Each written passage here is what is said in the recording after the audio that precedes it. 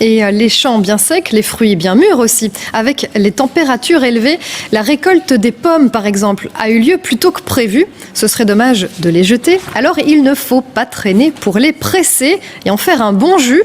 Ça tombe bien puisque les pressoirs vous accueillent dès maintenant. Illustration à Estine, dans le Hainaut, avec Jean-Marie de Quézel et Laurie Cailloub. Des jaunes, des rouges et des vertes. Depuis 6 heures ce matin, des dizaines de personnes déchargent des centaines de pommes dans cette ferme pour en faire du jus. 110 kilos pour madame.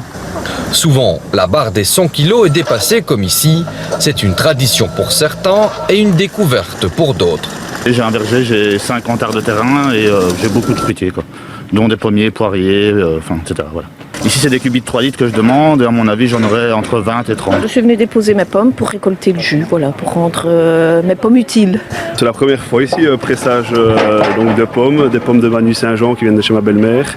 Et on va tester pour faire du jus de pomme, quoi. Et pour faire ce jus, il faut obligatoirement passer par ceci, la presse à fruits.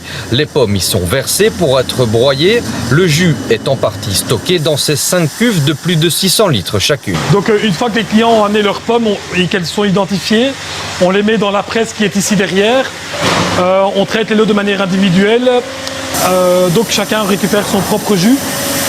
Ça rentre dans la presse, le jus s'écoule, il y a une petite décantation en cuve et après on pasteurise. Pasteuriser, c'est chauffer le jus à 80 degrés pour qu'il puisse conserver. Cette année, il y aura plus de jus que d'habitude car la récolte de pommes a été exceptionnelle et s'est faite plus tôt que prévu. Cela s'explique par une météo très favorable. Cette année-ci, on a une saison un peu atypique, inversement aux 2 années précédentes. On a eu un printemps assez doux. Il n'y a pas eu de gel sur la floraison, comme pour toutes les floraisons, quelles qu'elles soient, que ce soit prunes. Et on a eu un printemps assez sec et sans être humide, donc la floraison a été parfaite. Les abeilles ont aussi butiné pour polliniser les fleurs.